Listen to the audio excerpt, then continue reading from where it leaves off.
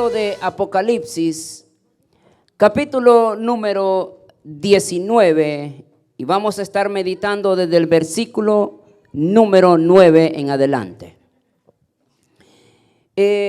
Yo normalmente, hermanos, cuando escucho la voz de Dios de lo que voy a predicar, me tomo mi tiempo para poder recibir confirmación. Yo no soy de los que creen que 5 minutos antes del servicio me voy a poner a estudiar la Biblia, a ver qué Dios me dice. Y muchos dicen, traía un mensaje, pero Dios me lo cambió. Realmente a veces que muchos de nosotros no nos preparamos para exponer la palabra de Dios, porque a través de ella es como la gente es transformada.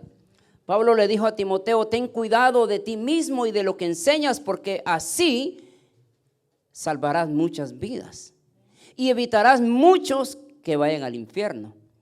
Y yo el día de anoche me acosté meditando en este texto que les voy a compartir, y incluso antes de acostarme le digo, Señor, por favor, confirma esta palabra para que no sea yo hablando, sino que sea su Espíritu hablando.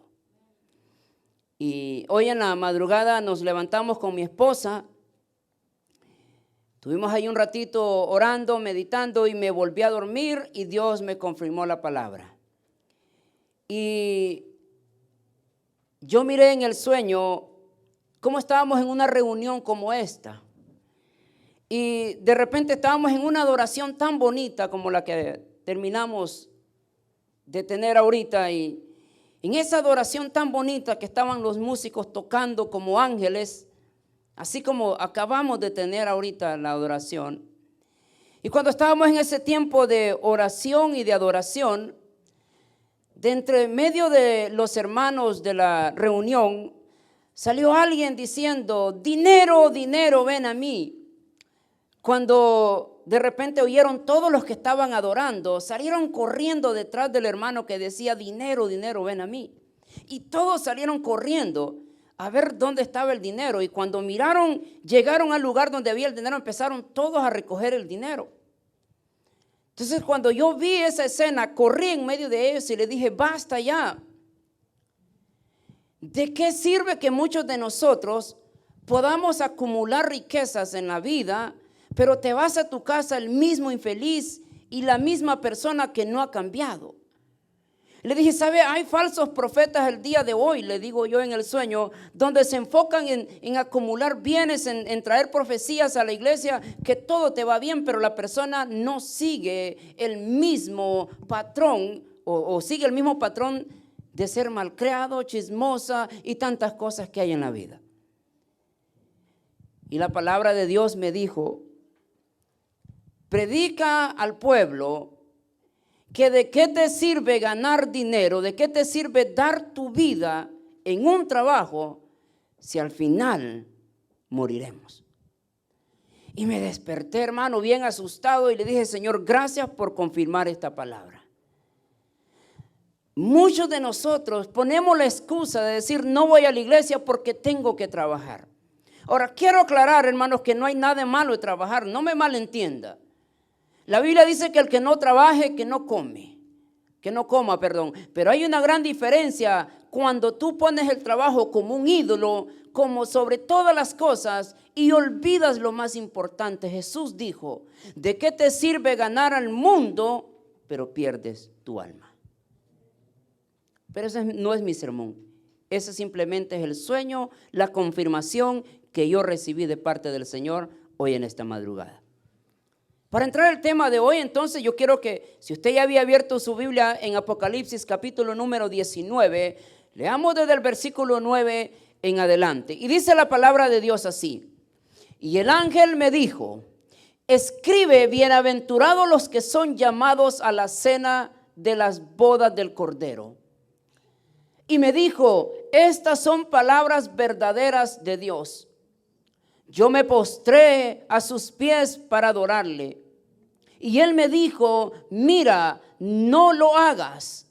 Yo soy consiervo tuyo y de tus hermanos, que retienen el testimonio de Jesús. Adora a Dios, porque el testimonio de Jesús es el espíritu de la profecía. Yo quiero hablarles en esta mañana bajo el tema, ¿por qué es tan importante el espíritu de profecía en la iglesia? Y obviamente, hermanos, en estos minutos que tengo, a ver si avanzamos, si no le damos el siguiente domingo, pero cuando hablamos de profecía en las iglesias el día de hoy, suena muy raro los profetas modernos. Yo soy muy pentecostal. ¿Sabe qué es pentecostal? El que le gusta cantar, tocar. A mí, yo soy pentecostal 100%. A mí me gusta cantar a Dios, me gusta agarrar mi instrumento. Toco guitarra desde los 11 años, me gusta meterme a la guitarra, me gusta tocar los instrumentos. Soy pentecostal. Pero he llegado a la conclusión que en la iglesia pentecostal hay mucho emocionalismo y a mí como que me irrita ver el show de las personas en caerse, en levantarse, en caerse y levantarse. Y la pregunta es, hermano querido, que si te caes, ¿cómo te levantas? O sea, si te caes pecador, pero te sigues levantando el mismo pecador. Y eso yo lo he visto a través de muchos años en la iglesia evangélica, cómo nos gusta llamar la atención, cómo nos gusta hacer este montón de cosas para que la gente mire, wow, la presencia de Dios, el avivamiento en una iglesia. Eso no es un avivamiento, simplemente son emociones que se mueven en medio del pueblo. Cuando hablamos de profecía, hermano querido, es algo bien importante que nosotros aprendamos qué es la profecía en la iglesia. La profecía no es venir yo y agarrar el micrófono y decir, dice el Señor que te va a bendecir, dice el Señor que te va a prosperar. Ahora, ¿puede pasar? Sí. ¿Hay profetas? Sí. Pero lo que yo le quiero dar a entender, que nosotros no podemos pretender ser profetas de decirle, dice el Señor que te va a bendecir, pero anoche estuviste durmiendo con una mujer que no era la tuya. Me le baja un poquito de eco, Laurita, porque no va a ser que me enoje y se oye feo. Un poquito de eco nada más. Eso no es profecía. Eso simplemente es manipular algo para sacar beneficio de. Yo no estoy aquí para sacar beneficio de usted, hermano. Créame. Pero ahora, entrando con eso, por eso es necesario yo enseñarle qué es el espíritu de la profecía en la iglesia. Entonces, para ir entendiendo este concepto, es necesario que nosotros entendamos esto. El profeta bíblico es un hombre inspirado que recibe una palabra de Dios transmitida al pueblo y a sus dirigentes. Ahora, bien importante, mucha gente el día de hoy habla en nombre propio. Hay mucha gente que el día de hoy habla en nombre de Dios. Mucha gente el día de hoy habla que Dios le habló y realmente Dios no le ha hablado.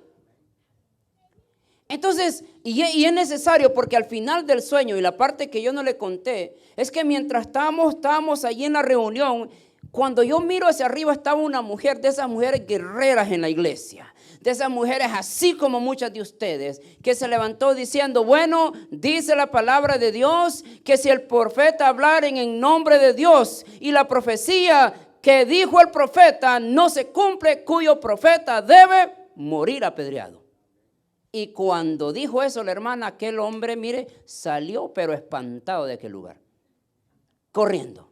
Entonces, ¿por qué a veces nosotros hablamos en nombre de Dios, pero realmente Dios no ha hablado? Entonces, como iglesia pentecostal que somos, yo le hago realmente a los hermanos una invitación que hagamos conciencia, que el día que nosotros vayamos a hablar una palabra, que estemos seguros que Dios nos ha hablado.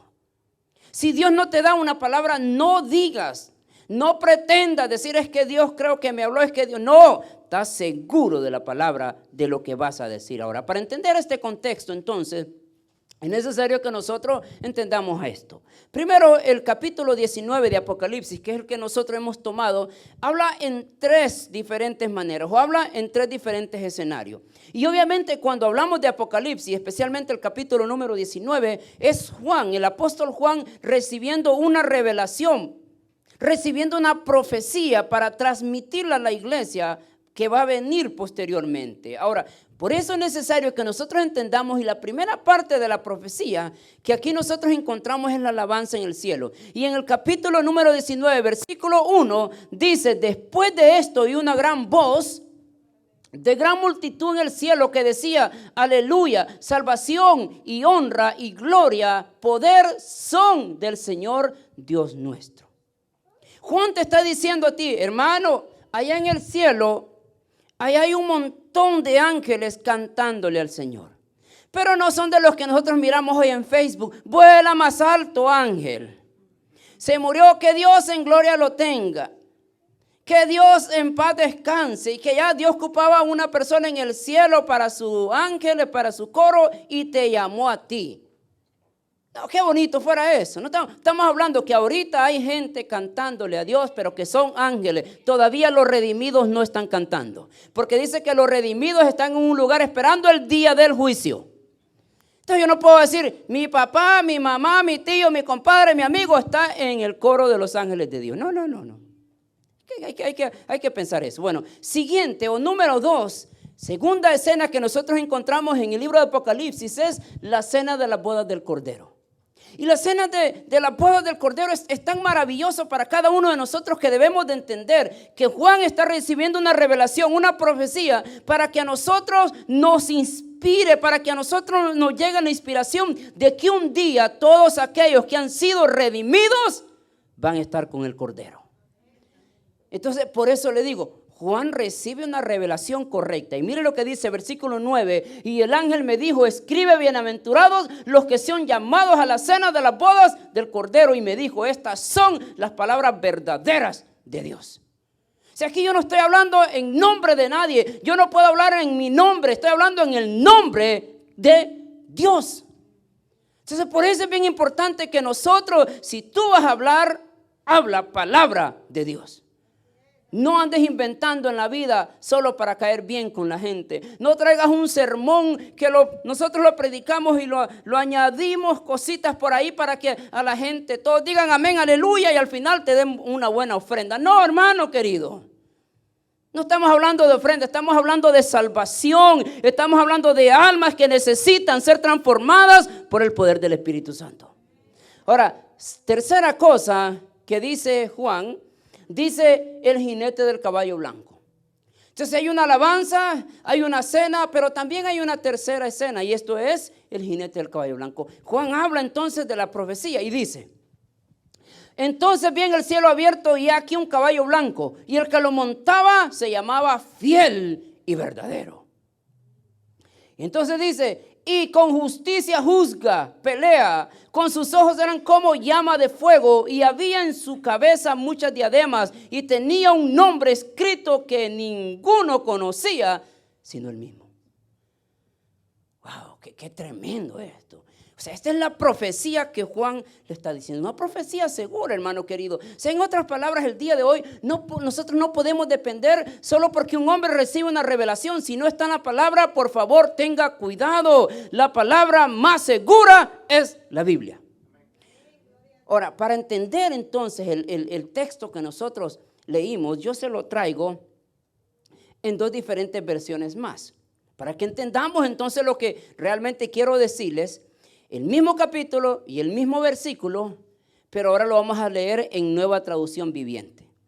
Entonces me postré a sus pies para adorarlo, pero me dijo: no me adores, yo soy un siervo de Dios como tú y tus hermanos que dan testimonio de su fe en Jesús. Adora únicamente a Dios, porque la esencia de la profecía es dar un claro testimonio de Jesús. O sea, si yo me voy a venir a parar en este lugar, hermano querido, yo tengo que tener claro que mi meta y mi sermón tiene que ir dirigido directamente a Jesús. Yo no puedo venir aquí a adivinar lo que puedo decir, o los profetas que nomás dicen por lo que ellos pueden sospechar, como los que ellos pueden decir.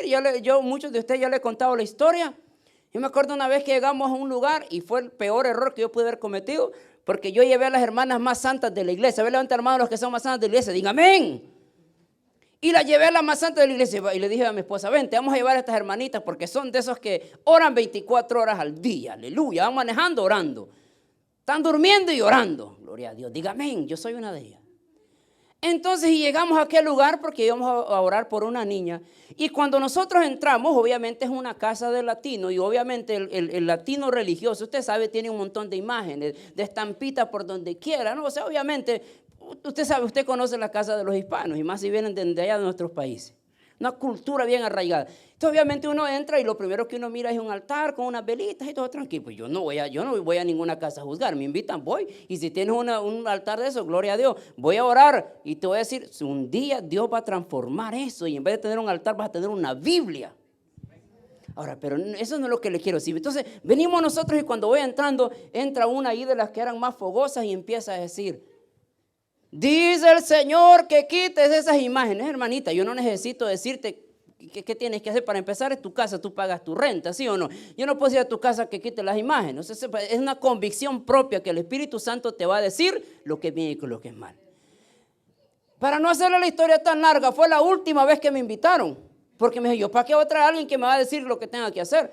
Aunque ellos saben que están mal, pero no aceptan, porque así somos nosotros los orgullosos. Aunque sabemos que estamos mal, pero no nos gusta que nos digan la verdad. ¿Sí o no? Dígame, diga aleluya. Ahora, entonces, vamos aquí entonces. Ahora se lo traje en versión internacional, pero ahora le traigo la Castilian. Y esto es para tener nosotros un mejor panorama. Y dice, mire, lo que lo quiero decir yo, dice: me postré a sus pies para adorarle. Pero él me dijo: no, cuidado, soy un siervo como tú y tus hermanos que me mantienen fieles al testimonio de Jesús.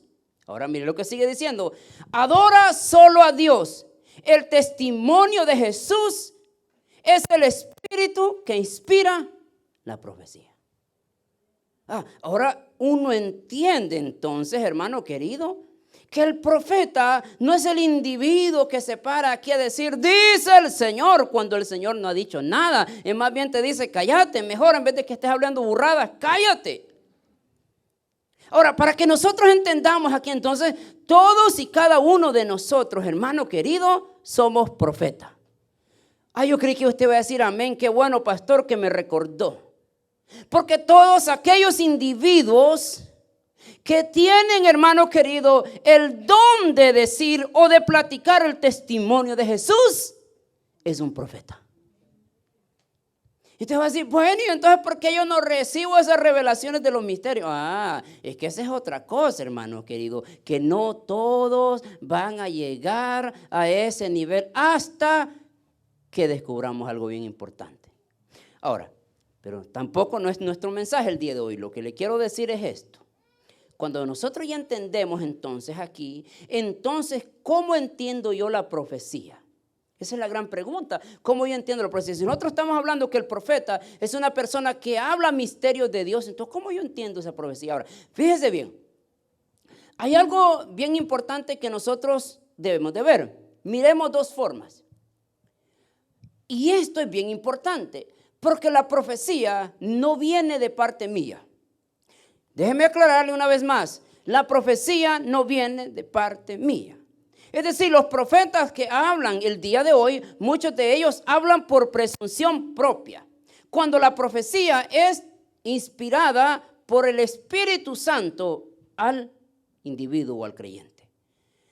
¿Por qué le digo esto yo? Porque esto es bien importante. Cuando nosotros hablamos del rey Saúl, el rey Saúl obviamente aparece como el malo de la película, ¿sí o no? ¿Cuántos de ustedes han escuchado? El rey Saúl fue malo, quiso matar a David y mató a los sacerdotes de Jehová y un montón de cosas que nosotros tenemos. Pero bien importante, porque cuando tú estudias este texto, tú te quedas ahí y cambias la idea. Bueno, ¿y entonces cómo funciona esto? Porque mire, primero de Samuel, capítulo número 19, verso 18 dice, huyó pues David y escapó.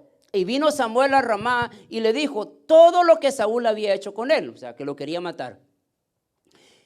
Y Samuel se fueron y moraron a Naiot. Fue dado aviso a Saúl diciendo: he aquí que David está en Naiot, en Ramá. Entonces Saúl envió mensajeros para que trajeran a David, los cuales vieron una compañía de profetas que profetizaban y a Samuel que estaba ahí y los presidía. Y vino el Espíritu de Dios sobre los mensajeros de Saúl y ellos también Profetizaron. Entonces, la pregunta aquí es, y la pregunta que queda en la mesa es, ¿qué profetizaron? Ya. Cuando nosotros descubrimos entonces qué es la profecía o qué es el hecho de profetizar, te das cuenta que no es la idea que nosotros tenemos de los pseudos profetas el día de hoy. Ahora, mire bien entonces. Ahora, verso número, ¿dónde nos quedamos?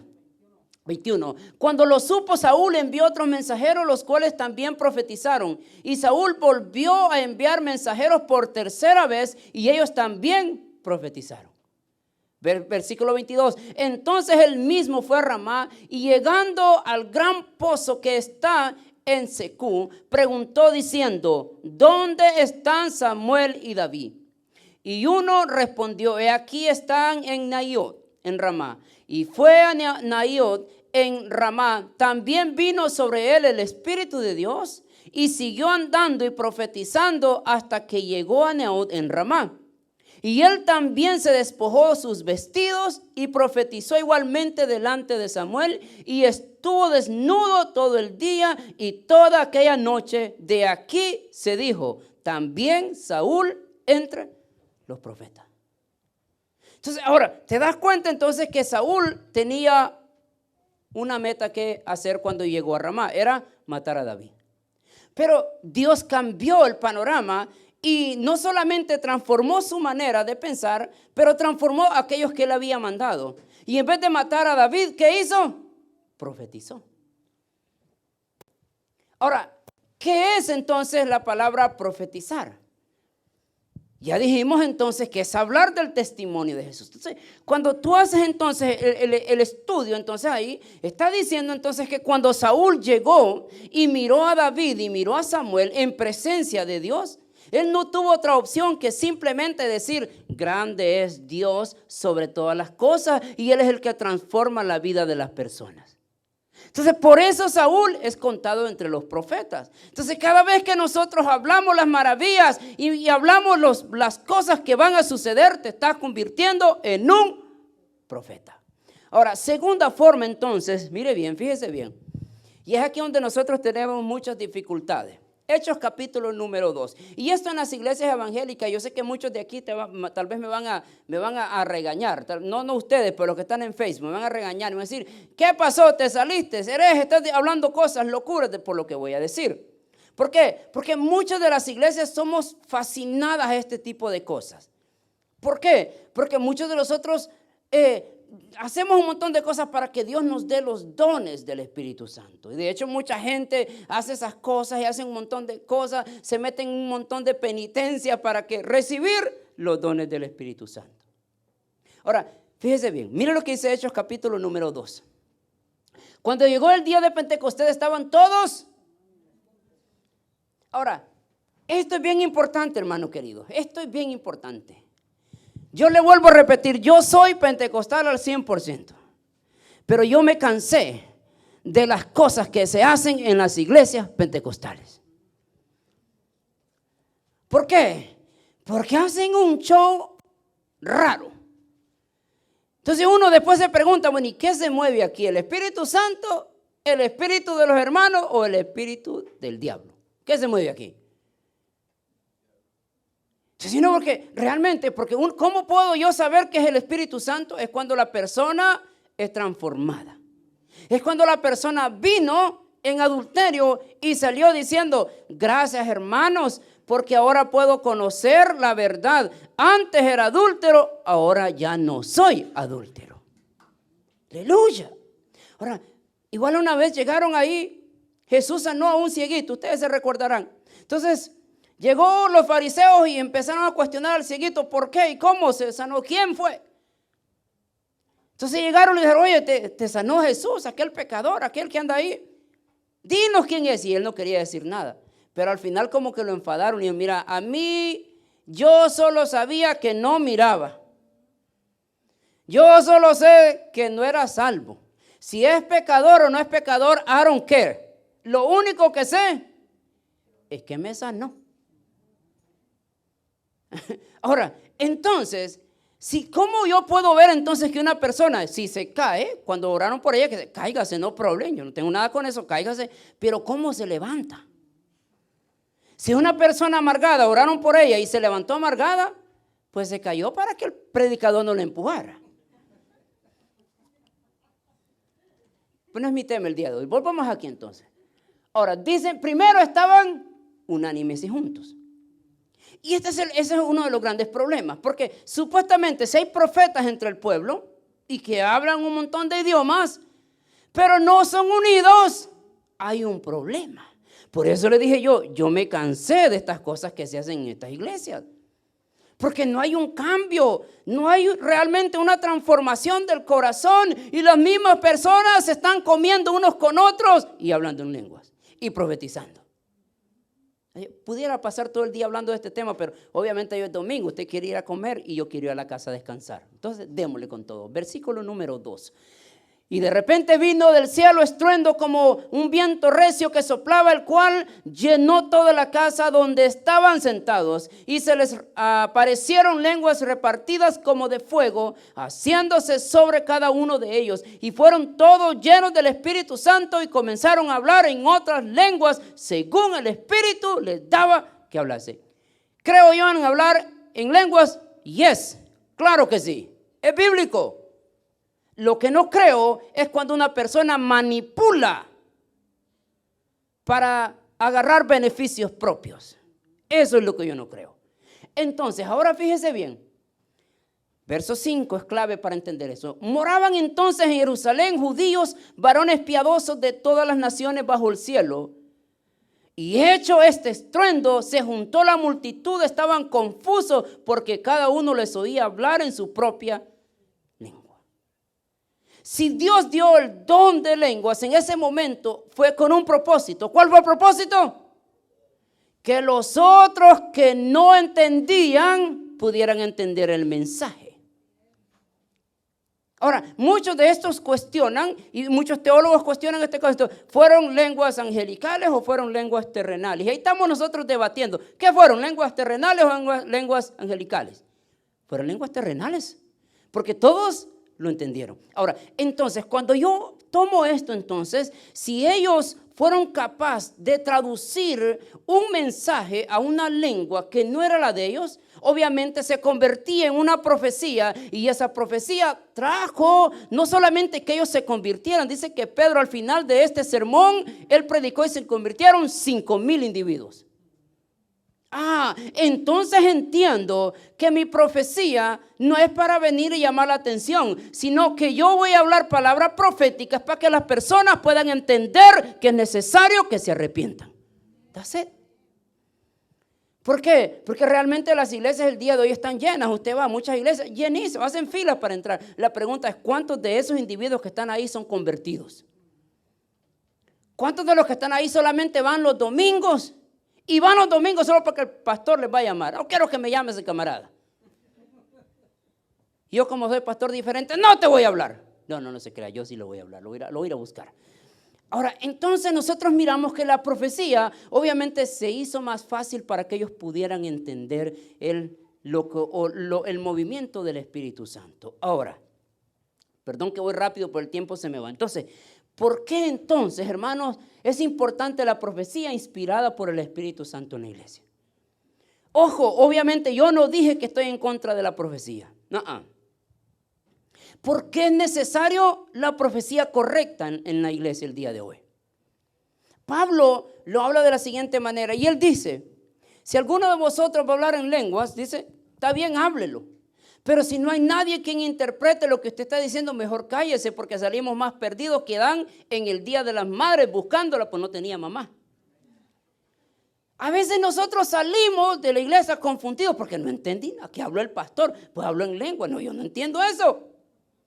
Si imagínate, si con trabajo entiendo español, imagínate, no, aquí hay un problema. Entonces, ¿por qué es importante entonces la palabra profética en la iglesia? Porque es necesario tener la profecía correcta para que nosotros podamos crecer.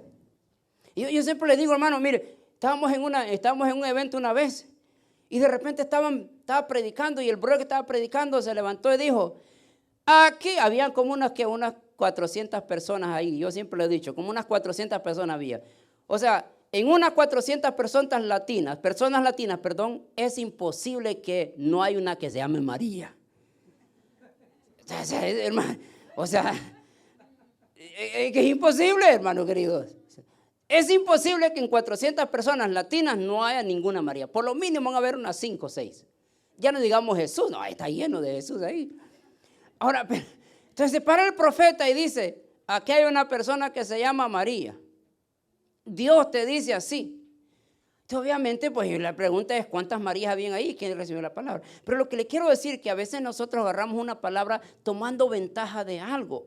Porque la pregunta es después, ¿qué pasa? ¿Es transformado? ¿Es edificada la iglesia? ¿O realmente es nomás llamada a que se muevan las emociones?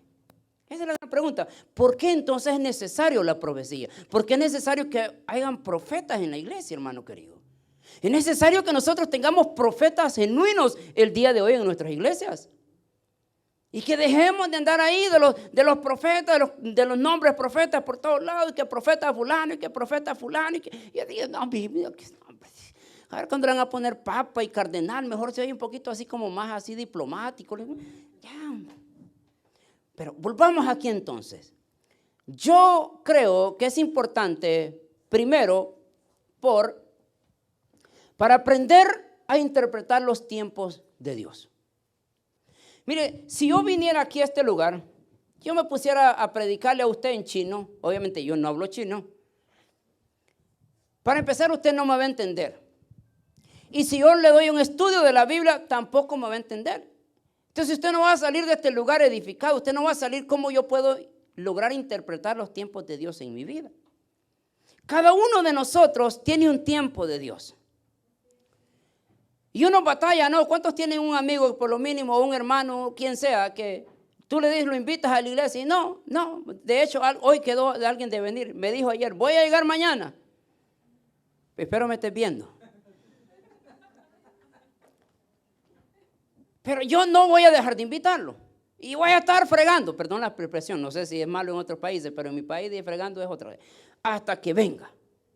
Pero si yo le hablara en otro lenguaje, no, obviamente no va a entender. Entonces, yo entendí que todo es en el tiempo de Dios. Usted está hoy aquí porque en el libro de Dios estaba que usted iba a venir hoy.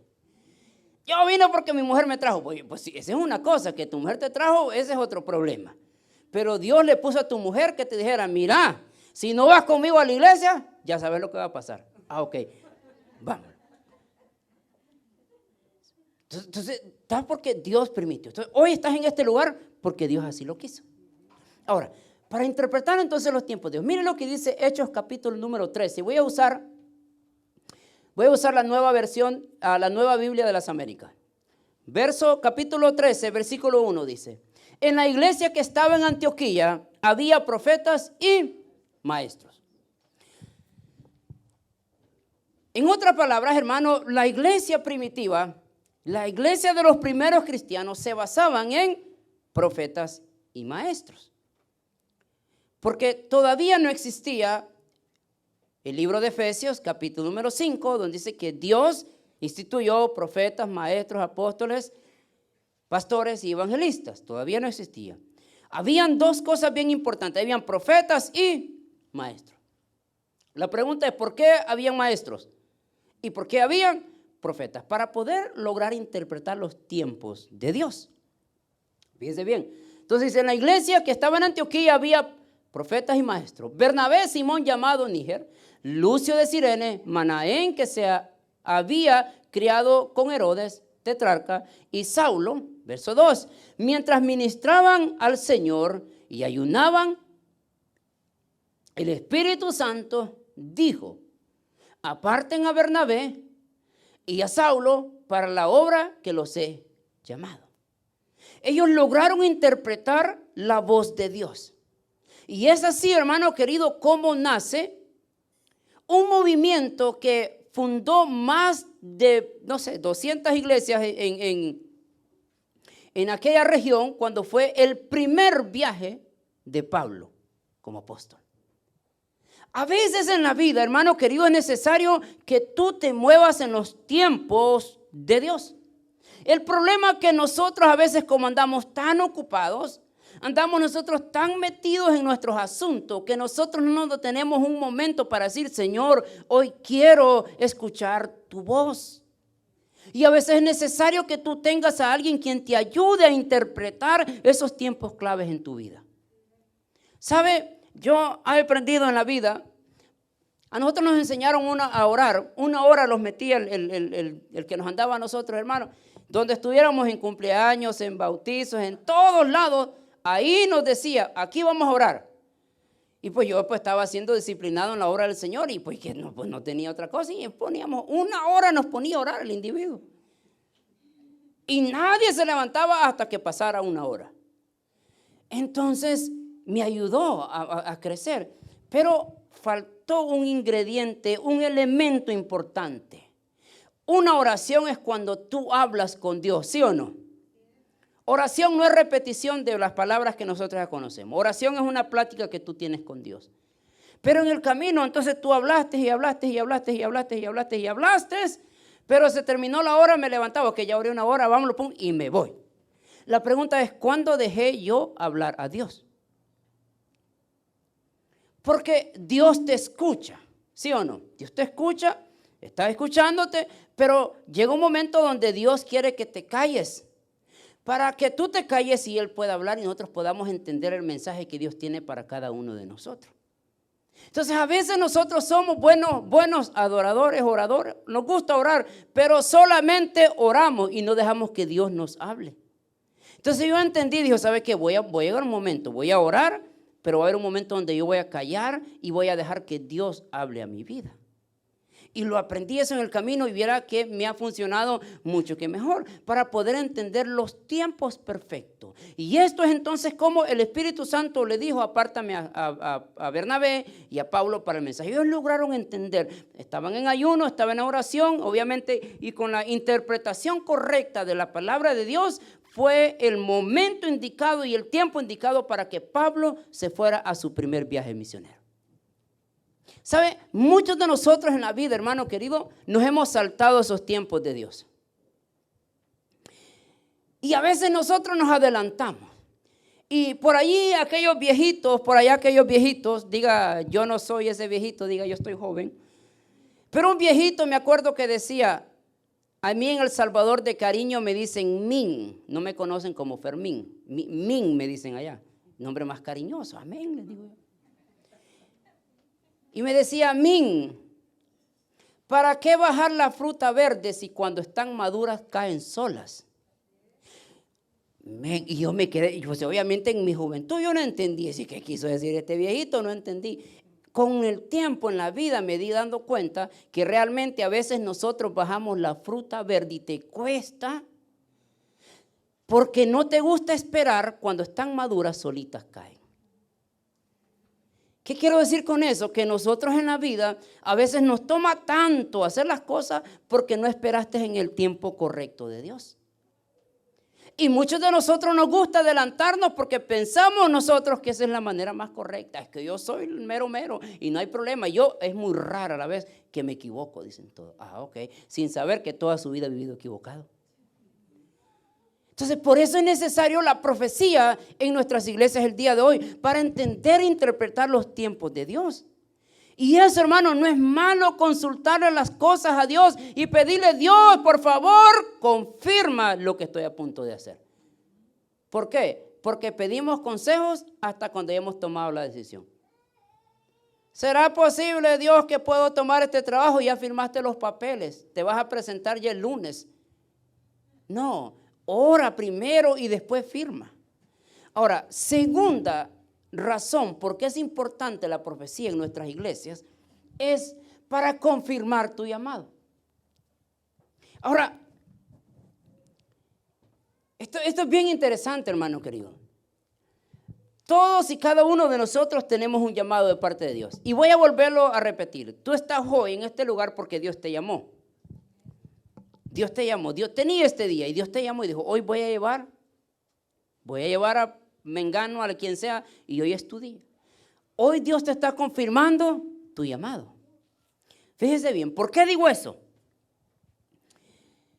Hechos capítulo 21, verso 10, Nueva Traducción Viviente, dice: varios días después, fíjese bien, llegó de Judea un hombre llamado Ágabo, quien también tenía el don de profecía. No dice que llegó el profeta, llegó Ágabo, el que tenía el don de profecía.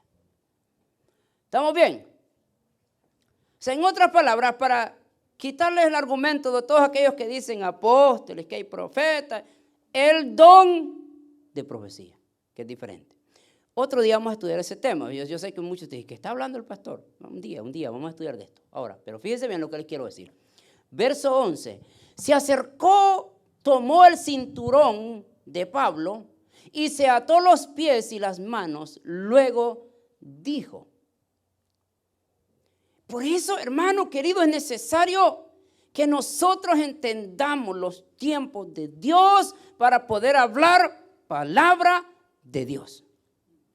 Mire lo que dijo el profeta o el que tiene el don de profecía. Dice: el Espíritu Santo declara: de esta forma será atado el dueño de este cinturón por los líderes judíos en Jerusalén y entregado a los gentiles. Cuando lo oímos, tanto nosotros como los creyentes del lugar, le suplicamos a Pablo que no fuera a Jerusalén.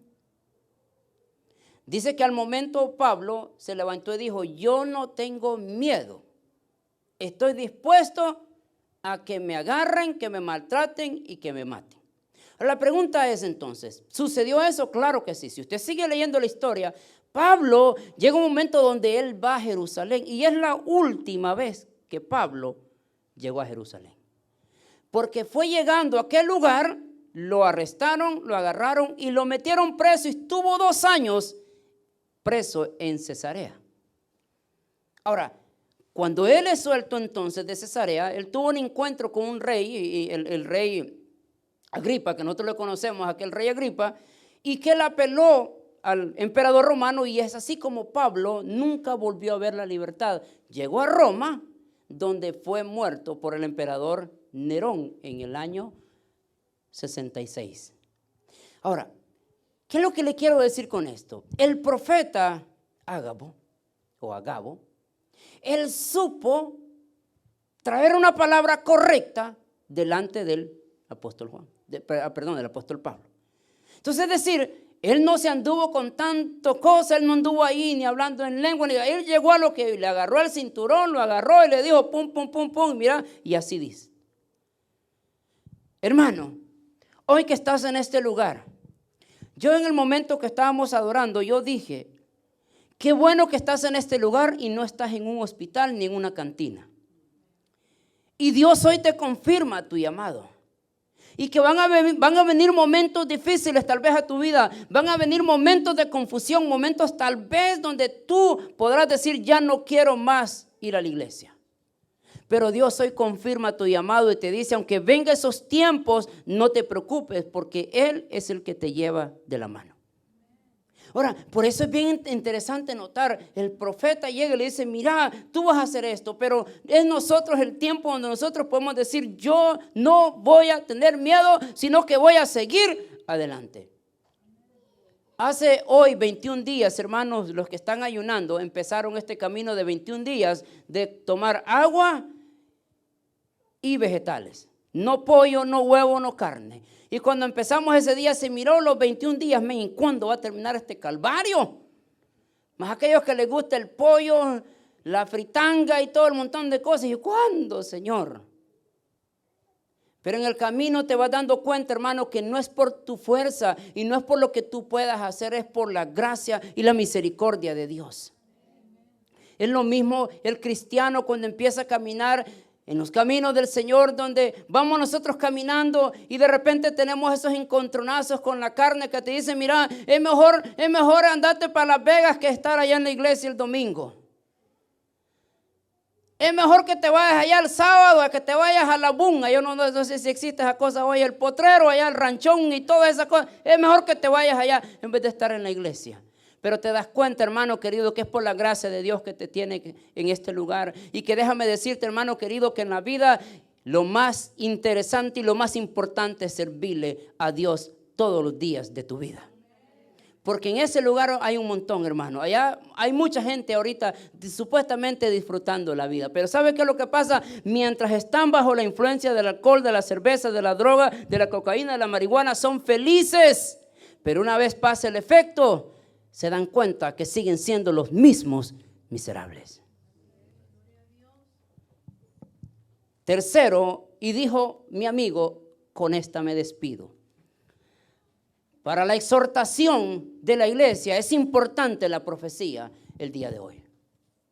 Yo no sé qué veniste buscando hoy aquí en la iglesia. Yo no sé cuál fue tu expectativa. Voy a ir a la iglesia a ver qué veo ahí. No sé por qué viniste, no sé por qué estás aquí. Solo sé que Dios tiene un llamado y tiene un propósito para ti. Eso sí lo sé. No sé tu condición, cómo viniste, pero quiero que en este día, en esta tarde, cuando tú te vayas a tu casa, te vayas tú retado, exhortado en tu mente para decir, Señor, aquí estoy, ¿qué voy a hacer? ¿Dónde me vas a mandar? ¿Dónde voy a ir a predicar? ¿Dónde voy a ir a hablar de tu palabra? Porque soy un profeta. Diga conmigo, soy un profeta. Tóquese, diga, soy un profeta. Ahora mire lo que dice, Primera de Corintios capítulo 14, verso 13, bueno, del 3 al 12 dice, pero el que profetiza habla a los hombres, para edificación y exhortación y consolación. Tres cosas bien importantes. El que profetiza habla a los hombres para edificación, exhortación y consolación. En otras palabras, el que predica, el que habla, el que da una palabra, está cumpliendo con estos tres elementos. ¿Cuántos de nosotros tal vez hoy venimos a la iglesia confundidos? ¿Será para mí ir a la iglesia? ¿O cuántos del día de hoy vinieron no sabiendo cuál era el primer libro de la Biblia? No sabíamos nada. Hoy vas edificado. O sea, el profeta tiene que cumplir estos tres elementos. Si tú profetizas, si tú hablas en lengua y tú dices algo y no cumples estos tres elementos, ya vamos a ver lo que sigue diciendo. Entonces quiere decir, dice, edificación, exhortación. Cuando llegamos a exhortación, pastor, yo tengo el don de exhortación regañando a medio mundo. No, eso no es exhortación. Ya cuando terminan de llegar a la iglesia, ahí viene la regañona. No, yo no necesito una regañona en la iglesia. Regañando a todos los hijos del vecindario. Mejor poner atención a los tuyos. Déjalos de los vecinos. Los vecinos tienen sus papás, ellos los van a cuidar. Tú no eres llamado a cuidar los hijos de tu vecino. Es que yo quiero. No, es que ¿qué? Es que ¿qué? Tú tienes los tuyos, cuida los tuyos. Pero andamos regañando hasta los nietos, los sobrinos. Ya cuando los nietos lo vean, los sobrinos mejor se meten. Ahí viene esta. Es que yo tengo el don de exhortación. No, eso no es exhortación. La palabra exhortación es animar al creyente a seguir adelante. O sea, si hoy en esta mañana venías tú desanimado, yo no sé. Tal vez dijiste tú voy a ir la última y vas a la iglesia. Para que esta vieja no esté hablando. Las viejas cosas, no me malentienda. Yo sé que usted dijo a mi mujer, no.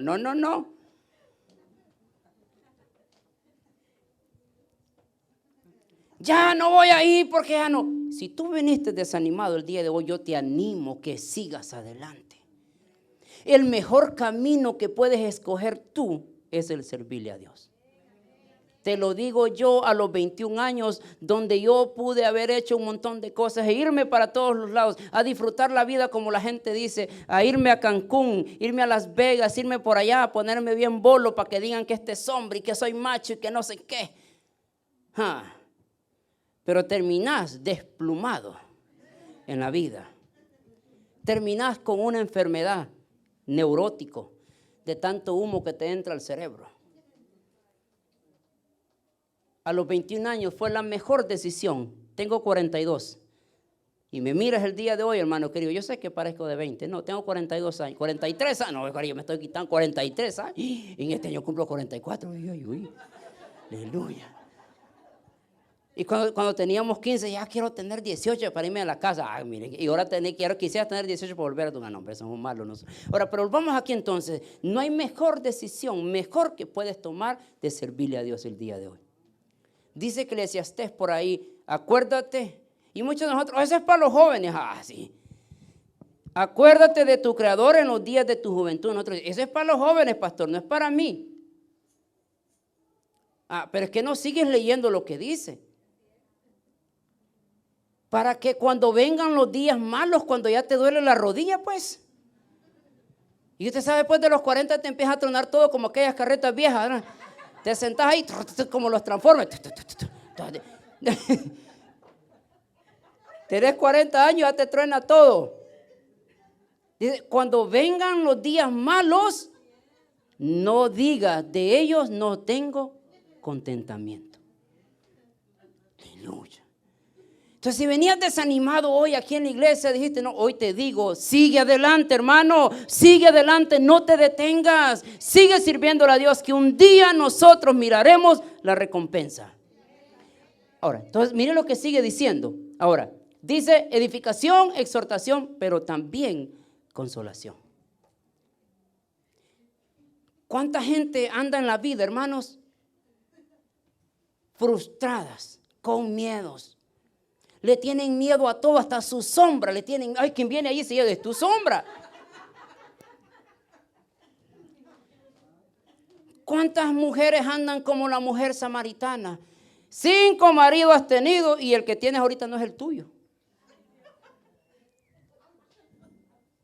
O sea, ¿cuántas mujeres andan buscando en uno, un gordito, un panzoncito? Tal vez en el flaco, no, el flaco le salió peor. En el chaparrito, peor. Y así andas en la vida buscando quien te consuele. Hermano, no vas a encontrar consolación si no es en Dios.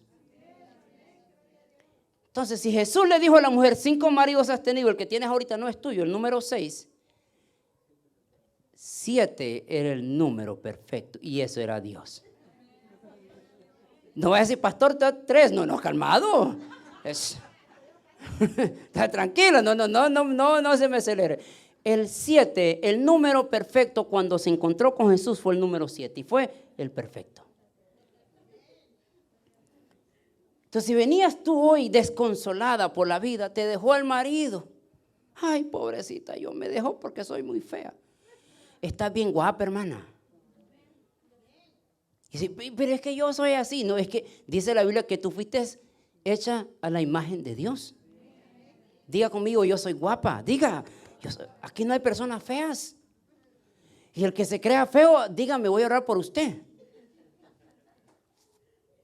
Aquí habemos guapos, redimidos por la sangre de Jesús. Entonces, si venías desconsolado el día de hoy, tranquilo, Dios es el que te trae consuelo. Si yo te traigo una palabra a ti hoy para que te acercas a Dios y Dios te consuela, Dios te quite toda esa ansiedad que tienes en la vida, iba a decir una palabra que mejor no la voy a decir porque allá para arriba y para abajo que no encuentran, como aquellos niños que andan ahí todos imperativos en la vida, que se sientan en un lugar, duran un segundo, se vuelven para otro y así andan buscando en la vida a ver quién te trae consuelo. Dios es el único consolación, hermano. Ahora, verso 4 dice, el que habla en lengua extraña a sí mismo se edifica. Y hay una gran diferencia. El que habla en lengua extraña a sí mismo se edifica. Hay una gran diferencia, hablar una lengua y hablar una profecía. El que habla en lengua extraña a sí mismo se edifica. Sí, entonces, si en nuestra iglesia alguien quiere hablar en lengua, dele, hermano, aquí no hay problema, nadie le va a decir no hable en lengua, dele. Pero si no hay un intérprete de lo que se está diciendo, háblese para usted mismo. Adore al Señor en lenguas. Si usted habla en lenguas, hable en lenguas y adore al Señor en lenguas. Pero si Dios le da a usted la capacidad de poder hablar una lengua y interpretarla, dígale, aquí nadie le va a decir nada. Ahora, fíjese bien entonces, mire, dice entonces, el que habla en lengua extraña a sí mismo se edifica, pero el que profetiza, edifica a la iglesia. Entonces, ¿cuál es lo que yo debería de tener más? ¿Cuál sería mi anhelo? ¿El hablar en lenguas o en profetizar? Profetizar. Porque voy a hablar una palabra que la iglesia va a ser edificada. Ahora entonces, porque el tiempo se me avanza, entonces, así que quisiera que todos vosotros hablasen en lenguas. Pablo dice, yo quiero que ustedes hablen en lenguas. Pero más que profeticéis, porque mayor es el que profetiza que el que habla en lenguas. A no ser que las interprete para que la iglesia reciba edificación. Wow. Vuelva a decir conmigo, yo soy un profeta. Diga conmigo, yo soy un profeta. Usted es un profeta. Y aquel hermano querido que es inspirado por el Espíritu Santo para traer una palabra de parte de Dios es un profeta. No vuelvo a lo demás, solo ya con él. Yo sé que los pastores ya terminan, pero la última ya. Póngase de pie, hermano. Póngase de pie, vamos a hacer lo último. Los músicos, si pasan por aquí, por favor. Y vamos a cantar una vez más, ven y llena esta casa con tu gloria, en la mayor, hermano Bernie. Pero no en la mayor de las hermanas, sino en la mayor de la nota, por favor. Mire lo que dice, y termino con esto, y dice, la profecía